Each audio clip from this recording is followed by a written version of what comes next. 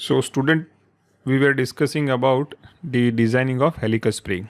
In last class, we discussed what kind of stresses are acting on a helical spring, right? The first is direct shear stress and second is torsional shear stress. Reason is when you apply the force because of twisting of this each coil, twisting, and hence there are going to be a twisting shear stress. Secondly, we are applying either compressive force and the tensile force, right, parallel to the cross section. So because of that, there is a inductions of direct shear stress, right? Now these two types of stresses were added. We are interested to find the maximum stress, but because of the torsional shear stress, we have this situation. The inside section is having this kind of a stress is at maximum at the extreme point. Opposite, even in opposite portion, we have the same thing, but only the direction is reverse, right? And this figure represents the direct shear stress. So adding up this will give you the resultant shear stress. Now as a designer, we need to find out the maximum shear stress. Maximum shear stress, right? This is the concept, right? Designing is always based on maximum stresses. So here what we are going to do, we are going to use the torsional shear stress equation, which is torque is equal to pi by 16 d raised to cube into torsional shear stress, right? Instead of writing in this format, we are going to use shear stress over here and we are going to multiply it, right? So we are going to get these equations and rearranging them, we are going to have this equation, right? Now here, the resultant shear stress will be the summation of the torsional shear stress and direct shear stress, right? So this part is torsional shear stress and this is direct shear stress. So we can take common 8PD. So by taking the common value, what we have is 1 plus 0.5 d divided by capital D. Here capital D is mean diameter. You must know, right? Mean diameter, okay? Now this is a constant value in a given equation of total shear stress. So we are referring it as a Ks. Ks is simply stress factor, or you can say the Wahl's factors. Now here what we have is d by d, or if you divide like this, it becomes the C, right? So C is simply spring index. It's a division of mean diameter divided by wire diameter, right? So considering the curvature effect, the Mr. Wahl's has given a constant Ks like this way: 4C minus 1, 4C minus 4 plus 0.61 by 615 divided by C. So you have to take Ks value from this equation, right? Now this Wahl's factor simply taking care of a curvature, right? Larger the curvature, less will be the effect. Shorter the curvature, larger will be the Ks value, right? So considering the curvature effect, the Ks equation, which was earlier 1.5 d by, is simply modified in this manner, okay? Now the deflection of helical spring is given by these equations: 8pd cube d cube into n divided by gd raised to 4. Now this n is simply active coils. Active coils means the coils which are basically deflects, right? So using this equation, that is tau is equal to Ks into 8pd pi d cube, and this deflection equation is 8pd cube n divided by gd raised to 4. So from this equation we can find the wire diameter, and from this equation we can find the active coil numbers, right? We can also find the deflections. Now based on the types of end, total number of turn, free length, and for the compression and helical can be calculated. Now what is type of end? Now just try to understand. To use the spring, you need to fix the both end. You have to assemble it properly. You have to support it. So you need to prepare the ends. So end can be kept plane and ground, square and ground. Now first figure indicates the plane end, where the last turn is simply terminated in this manner, okay? In case of second case is plane and ground, where the last turn is simply ground out. It is grind out, right? So hence we have a flat surfaces over here, right? So similarly we can have a square end, then we have a ground and square end, right? Now to find the total number of coils, in case of plane end, we can take n directly. But for solid length, we have to use this equation, and for free length, we have to use these equations, right? So plane and ground, you can take n, nd, and np. But for square and ground, just remember this situation. This is largely used in all assemblies of machines, right? Where the last end of coil are grind out and make it the flat surfaces. So it can rest on a flat surface. So you can take the total number of turn will be n plus 2, right? Total number of turn is n plus 2. So this is active and this is additional turn of the square ground top side and the bottom side, right? Now there is also a type of ends, right? This is called hook end. Now this end is applicable to tension helical spring. Tension helical spring, where the ends are basically used to grip the spring, right? So this type of ends shape are basically applicable to tension helical spring. Why? Because the only tension helical spring has the end configuration. So it need to be gripped from this side, right? Now to recall the example, I think hopefully you have a swing. આપણે જેને હિંચકો કહીએ છીએ, right? So ત્યાં શું હોય છે? આપણી પાસે helical tension spring હોય છે, right? Like this. અને પછી કેવી હોય છે? Tapered હોય છે. So just go and observe it, right? So whenever you get the chance of observing this kind of elements, spring, levers, you have to observe very carefully what is its type, how it is fixed or assembled, and how it's taking the load, right? That will it to strengthen your understanding regarding the design. Now let's try to solve one problem. The problem number 1 is a wall spring having inner diameter of coil is 40 millimeter. Now see, it's a inner diameter. Let me draw over here figure, right? So this is 1 turn, this is 2nd turn, and this is continuity, right? So inner diameter is DI. DI is given is equal to 40, okay? It deflect for 40 mm at maximum axial load of 600 Newton. So deflection is also given, which is 40 millimeter at maximum load applied. Maximum load means from 0 to 600.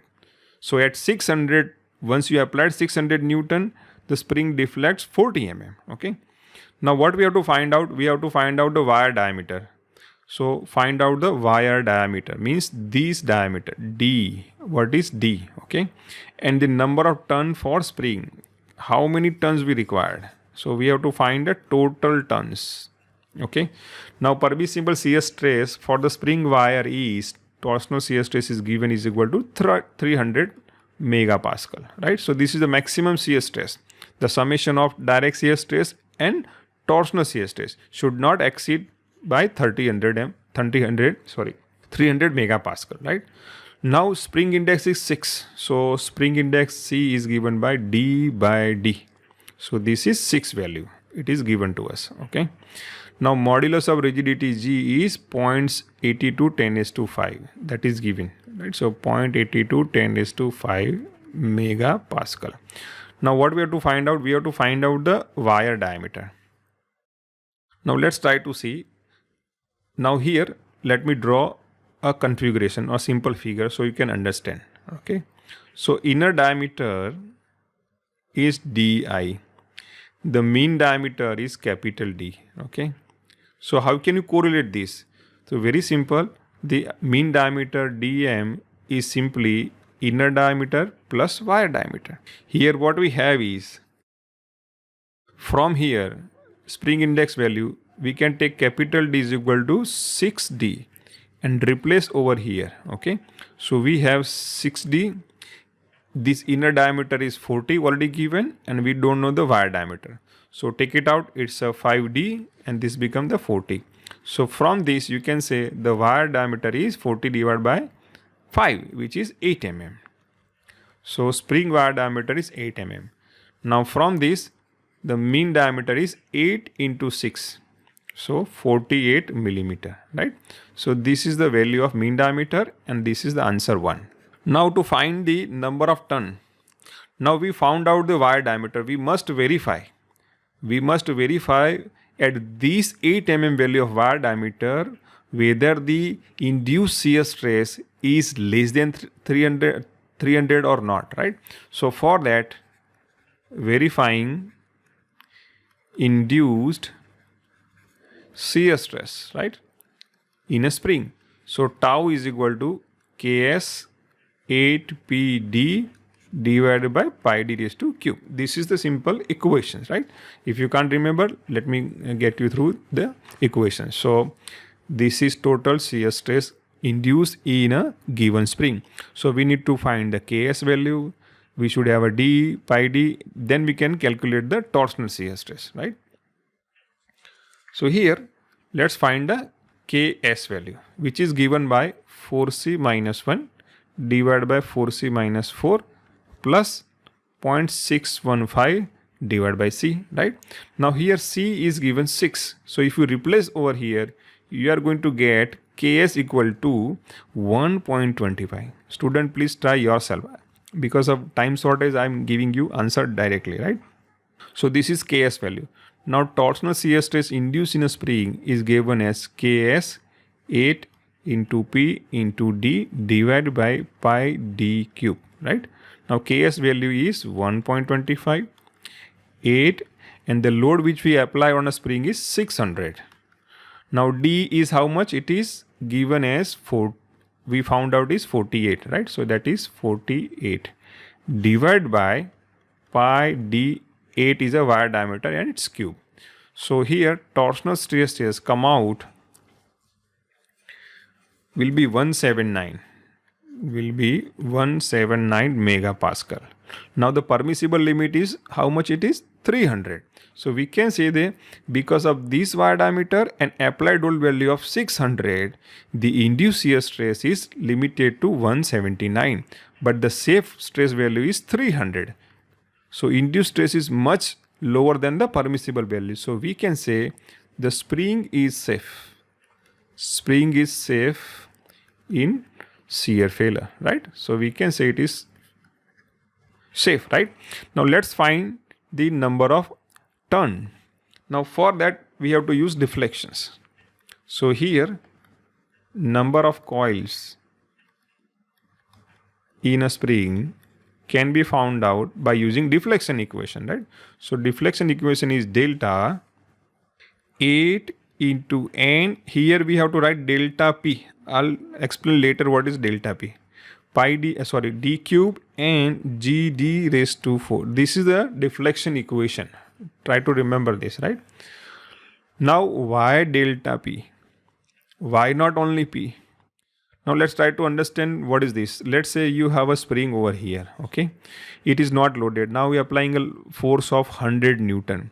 So because of that, it deflects by 10 mm, let's say.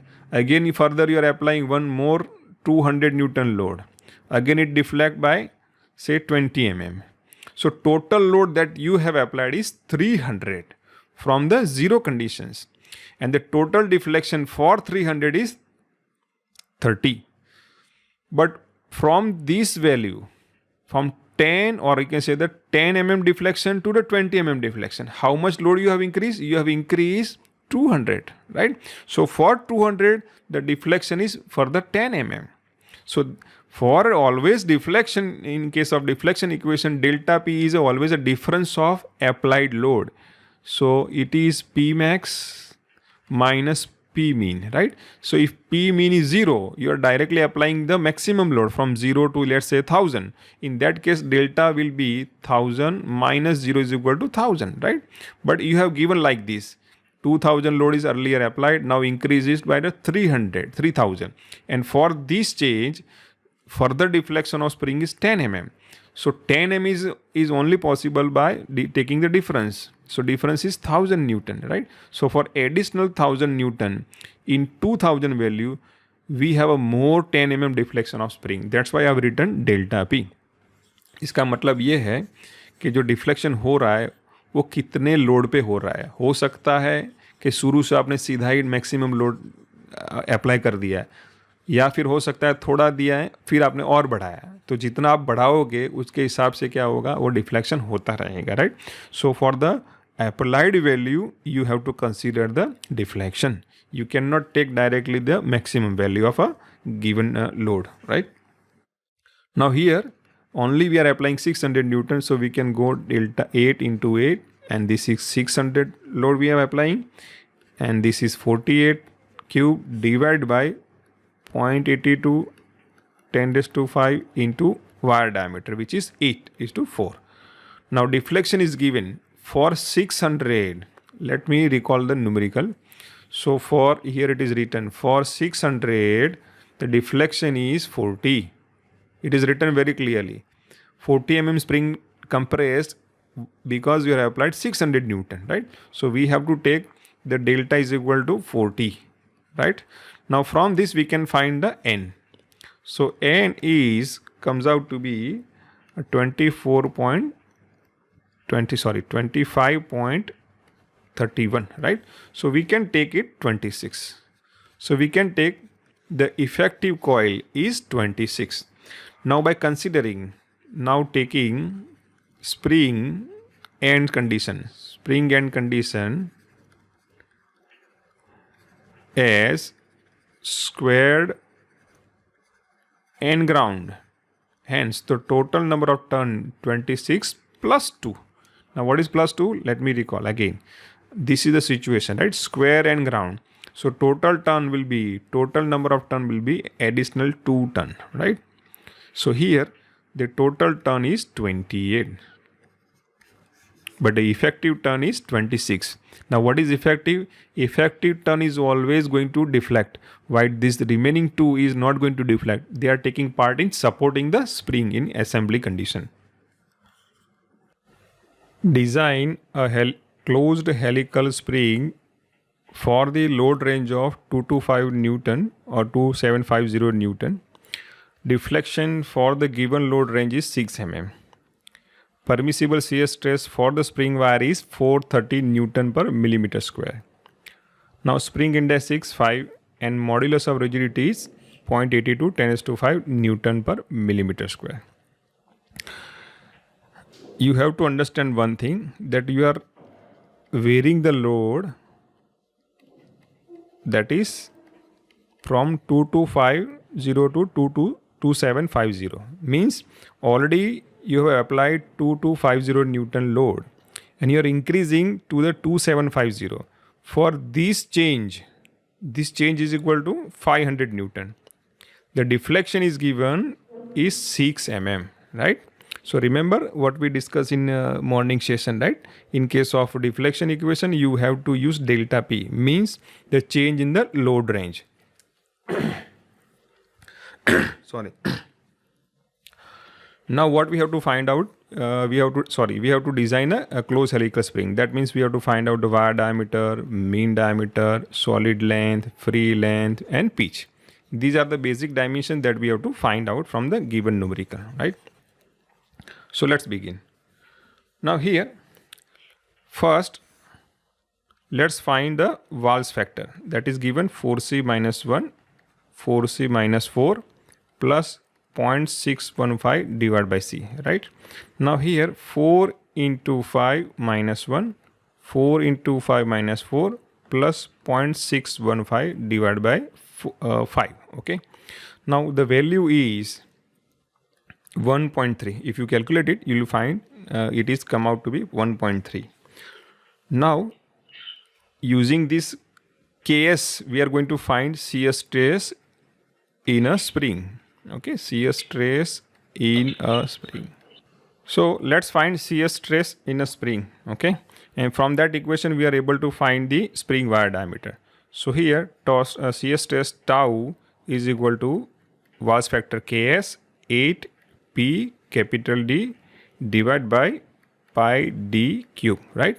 Now we know the Ks value is 1.3. Okay, 8. Now here in always remember, wherever there is a stress equation, we have to take maximum load. We cannot take 2250. Here we have given the load range. So there are going to be a confusions. So as a mechanical or design engineer, you have to remember that stress has to be of a maximum value, and it is only possible when you choose the maximum load. So here P value is going to be 2750, right? And the mean diameter, which is capital D and the pi d cube. So what we can do simply d by d will be the C. So which is given over here 5, right? So I can say 5 divided by pi d square. I have subtracted or just removed 1 d by making it spring index value C, right? Now let's say the shear stress which is given is equal to 430, right? So it's a safe stress value. So 430, then 1.382750 divided by pi d square. Now from this you can find out the wire diameter. It's very simple equation, right? You can calculate using scientific calculator. So it going to be 10.29 millimeter. So I'm going to take it 10.5 millimeter wire diameter, right? So this is our first answer. The spring wire diameter will be the 10.5. So if I draw the coil, the diameter will be 10.5. Okay. Now let's find the mean diameter. So using spring index, C is equal to mean diameter divided by wire diameter. Now what is the value? We know the spring index is 5, mean diameter is D, and wire diameter is 10.5. So we can multiply it, so we can get the mean diameter. So here it comes out to be 52.5 millimeter, right? So this is mean diameter. This is one of the important dimensions. Now let's find the outside diameter. Very simple. The outside diameter is simply can be calculated by adding the spring wire diameter into mean diameter, right? So outside diameter DO is nothing but mean diameter plus spring wire diameter, right? So I can add them. So 52.5 plus 10.5. So it comes out to be 63 millimeter, right? So this is outside diameter. Similarly, I can find the inside diameter. Inside diameter of coil, right? Inside diameter of coil. Very simple. So from mean diameter, I can subtract the one of the wire diameter. So here it is 52.5 minus 10.5. Very simple algebraic equation. So it comes out to be 42 millimeter, right? So this is the inner diameter.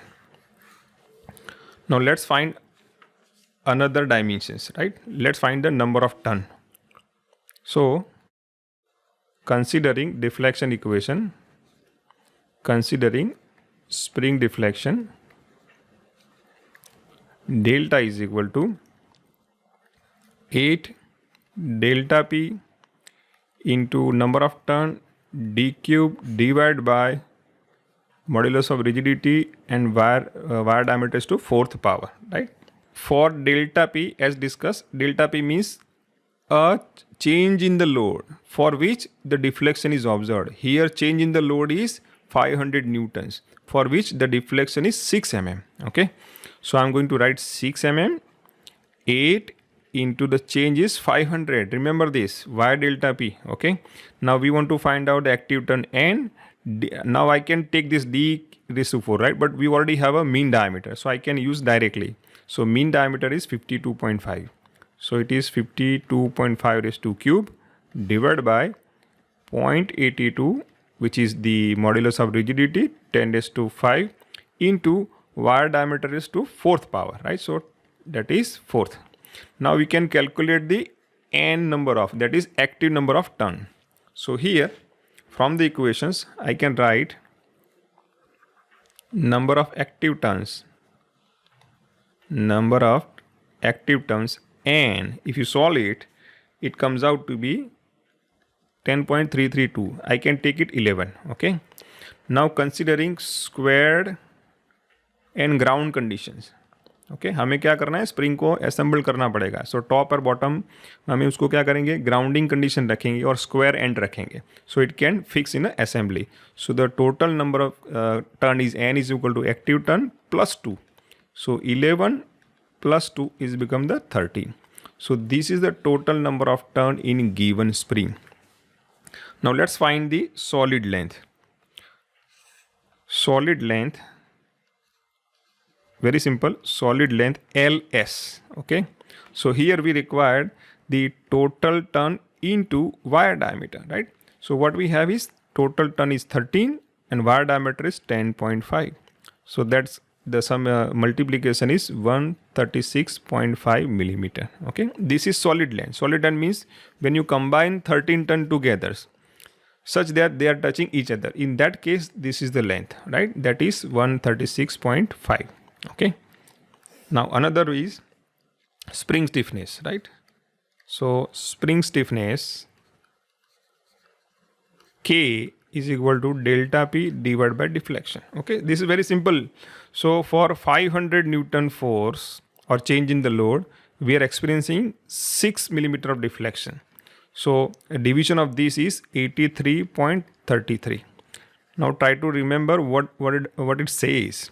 Here to deflect the spring by 1 mm, you have to apply 83 Newton. This is unique characteristics of a spring. So what we can do, we can find the maximum deflection, right? Maximum deflection is only possible by considering the maximum load, right? That is 275 divided by spring stiffness. I have simply taken this value and over here and I replace it over here. So maximum value is, if I apply directly 2750 from zero value, what will be the maximum deflection? So I can divide by 83.5, right? So this is Newton per millimeter and this is Newton. It goes up, a millimeter will goes up, Newton will cancel out, right? So the dimension will be the millimeter. Now the division is 33 millimeter. इसका क्या मतलब है कि when you applied the 2750 Newton load on a spring, total it will deflect by 33 millimeter, right? Even if you consider 2250 and if you divide by this, you will have a some value, let's say 27. So 27 deflection exists when you were applying the 2250 Newton, but you are increasing to the 2750 and hence the overall deflection is also increases, right? So we found maximum deflection, right? So that's the requirement for calculating the free length. Now let's calculate free length, right? So simple, free length LF, free length is written as LF, right? So LF is made up of solid length plus maximum deflection is possible due to the maximum load applied, which already we found out, right? Plus the clearance between the open ton, right? So here solid length is 136.5, the maximum deflection is 33, and the assumed clearance, generally we assume the clearance of 10 millimeter. That is the overall dimensions between, the space between all the tons, right, which are deforming. So here the summation comes out to be 179.5 millimeter. Okay, so this is LF. So this is free length. Now let's find the pitch of coil. Okay, so that is small p. Now here we have free length minus 2 times the wire diameter, means top one and the bottom one, which is inactive, divided by the number of active ton. So here free length is 179.5 minus 2 into 10 is 10.5 divided by active ton is 11. So we are getting the value is 14.41 millimeter. So this is the pitch. Pitch means the distance between two consecutive coil, that is 14.41. Okay, so these are the dimensions that we require to design the coil. Just recall the statement, design a closed helical coil spring. So we try to find out wire diameter, mean diameter, inside and outside diameter, right? For the given load, we also find out the maximum deflection.